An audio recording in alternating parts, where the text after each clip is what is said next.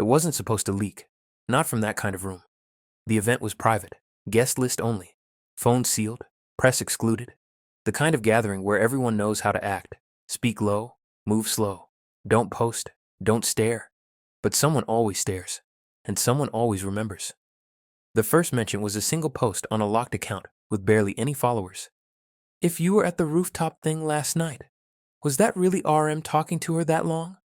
No tags, no hashtags, just that. But it spread instantly, quietly, in DMs, Discords, Telegrams. Because everyone knew what rooftop thing meant. A soft-lit gathering hosted by a known Seoul curator. Art and music circles only. No press coverage. The kind of space Namjoon was known to support. The kind of space where people usually respected the silence. And yet, 3 separate people, from 3 separate circles, wrote nearly the same thing by morning. He talked to just one girl, most of the night. They were standing too close, for too long. She wasn't staff. She wasn't famous. She was just there. No one posted photos. There were none. But the details matched too well. Her long dark hair, the olive jacket, the way she kept her hands behind her back when she listened, the way he leaned in slightly when he spoke, not performing, not smiling, focused. And that was the word people couldn't let go of. Not flirty, not romantic, just focused, too constant, too centered, in a room full of other people.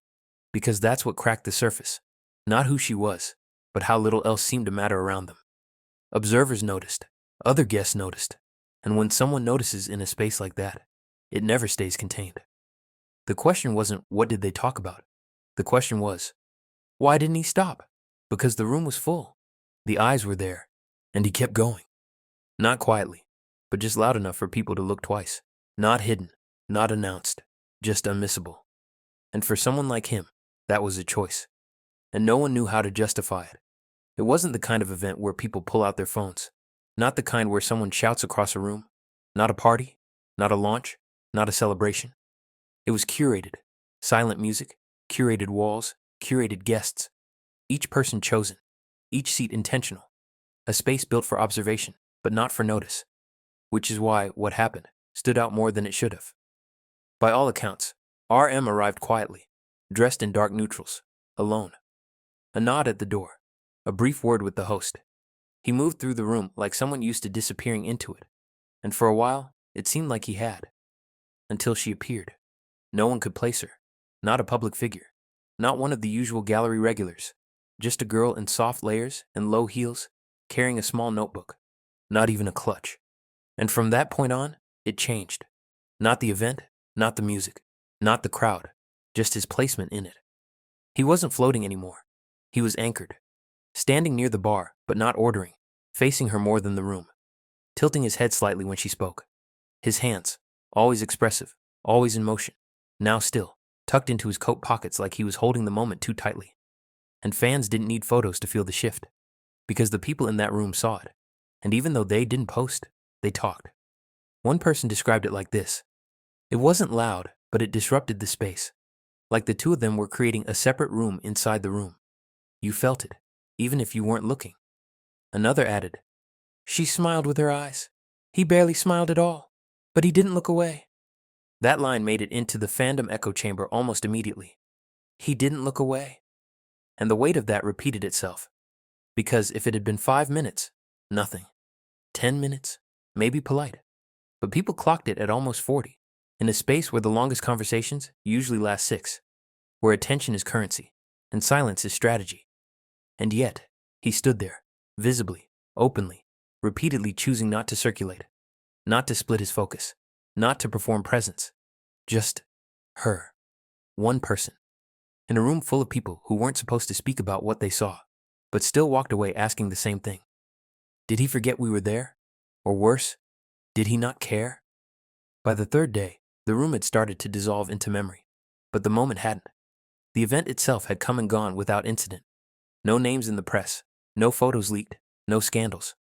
But the way people described that part of the night kept tightening into one shared feeling. It didn't belong. Not because it was wrong, but because it didn't follow the rhythm. Those events are meant to blur. Soft conversations, quiet nods, a constellation of polite distances, always shifting. People circulate, people scatter, Even the most familiar faces rarely anchored to one spot. Except he did. And no one could say why. He wasn't touching her.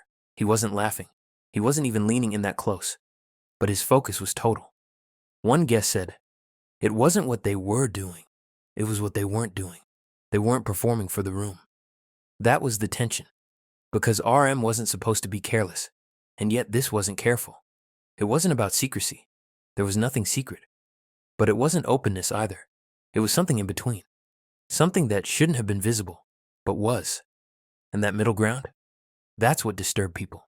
A fan who had a friend on the guest list wrote, there were CEOs in the room, artists, hosts, people who don't flinch at anyone's name. And still, everyone noticed it. That's not normal. No one accused him. No one called it love. No one said her name because no one knew it. But people kept asking the same thing.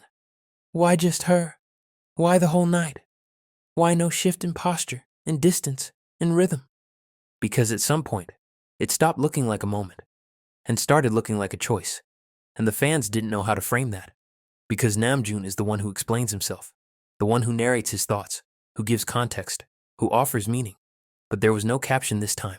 No post after, no live to soften the edges, just stillness. And when someone asked a mutual from the event if anything else happened, if they left together, if they were seen again, the answer came back dry. No, he just stayed, and she left first, but the damage was already done. Not because something happened, but because something was seen. Too clearly, too long, in a place built to blur. By now, everyone knew the rule. What happens in rooms like that doesn't leave with you. But this time, it did. Not in photos, not in statements, but in the way people carried it home. Because the moment hadn't gone away. It had settled. Into timelines, into DMs, into the space between certainty and speculation. And no one could agree what they'd seen. Only that it was seen. A girl, not introduced, not presented, not explained. And him, not passing through, not checking in, not saying a polite hello and drifting on, but standing still, holding eye contact, tilting his head in that slow, attentive way he reserves for people who matter. Not smiling wide, just staying. And in a room built to hold many soft conversations at once, they became the loudest quiet in the space. Someone posted, it wasn't about the interaction. It was about how the interaction resisted everything else. Because every time someone tried to shift the conversation, it pulled back. They started asking the wrong questions first. Was she a translator? A curator? A friend of the host? None of that stuck. Because the point wasn't who she was, but how visible he allowed her to become. She wasn't flashy. She wasn't dressed for attention. But his attention dressed her in relevance. And that was what made people spiral. Because it meant he decided. He gave that moment space. He gave her a frame. Not a romantic one. Not even a personal one. Just a public shape. In a place where people were trained not to notice. And they noticed anyway. What followed was worse than noise. It was doubt. Doubt in the idea that he still cared about what was seen from the outside. Because this wasn't a rookie mistake. It wasn't reckless. It was intentional silence inside visibility. And fans weren't used to that from Namjoon. He'd always been the one to explain, to anticipate perception, to move 3 steps ahead of the narrative. But this time, he didn't stop it from forming. He stood in the middle of it, deliberate, calm, and then left nothing behind. And in that absence, a single question hardened. Why did he let that moment stay in the room, when he knows the room never forgets? By the end of the week, the story hadn't broken, but it hadn't died either. It hovered, not in headlines, not in trending tags, but in pauses, in the way people typed slower when they said his name, in the silence between, it's probably nothing, and, then why does it still feel like something? No photos surfaced, no names were revealed, and still, the moment grew. Not because it was fed, but because it wasn't stopped. That's what changed things. Namjoon didn't address it, didn't reference the night, didn't post a playlist or a quote to redirect the mood. He simply resumed, as if the room hadn't noticed, as if the girl hadn't been seen, as if the shape of that conversation hadn't pushed the rest of the evening out of balance. But the room remembered. And worse, the room spoke. One guest, anonymous, wrote in a now-deleted thread. It wasn't a scandal, it wasn't affection, but it was attention that lingered. And in that space, attention is a message.